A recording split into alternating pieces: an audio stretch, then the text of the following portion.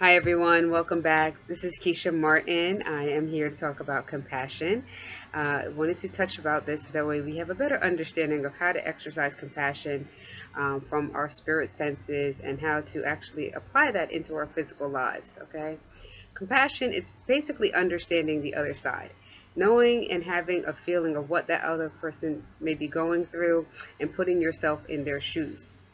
By exercising this, you get to understand in present time what the person is going through right now and be able to offer some sympathy or some assistance or help in their time of need.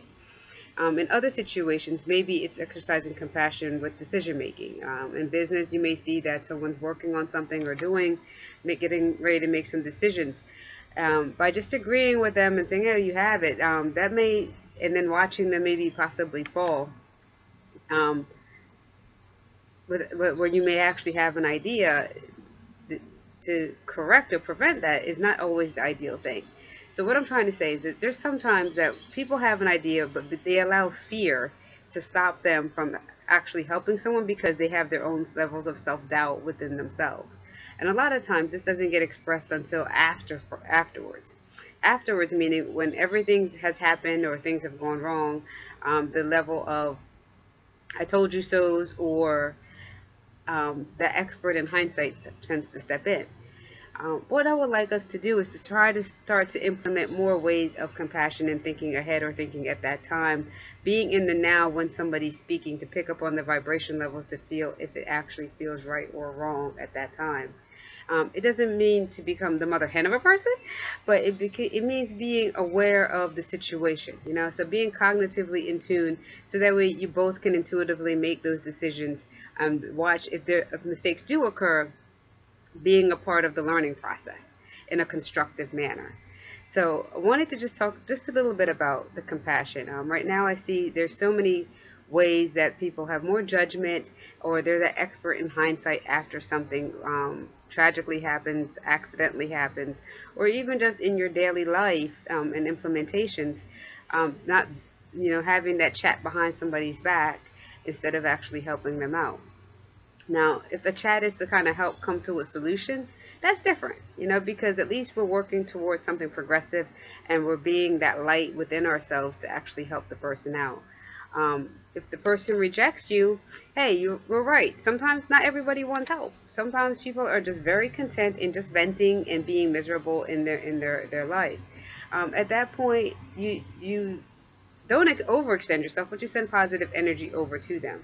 It doesn't mean you get angry and allow that anger to fester inside of you and you run and go talk about them and spread negativity in another direction about the person or about the situation. But it actually means that you spend that guiding light energy, whether it's through a meditation or it's through just sending energy, saying love. I'm just going to send love to you. I'm just going to send positive vibes. I'm just sending all of this because I want the best for you out and genuinely mean it. Then that is what you'll do. I actually think I've been sending energy as I'm saying it because I really sincerely want this type of level of positivity to be amongst everyone. Sometimes words can just be words, but when you're aware of your spirit senses, you can feel those vibrations from that person and understand when words are words versus an actual special meaning. And you'll feel that resonate within your system. And that is because our spirit bodies, they extend past our physical bodies. As spirits, because that's what we all are. We're all spirit beings. As spirits, we have energy that extends way past our body, and they're actually called like the Auric Field, which stems from our chakras, So being aware of how scientifically this all comes together, as people are continually discovering how this woo stuff works, it's still undeniable when you put things into practice, So there's times where you don't trust your gut and then you found that things were wrong and that you should have listened to your gut and things versus what the decision that you actually made.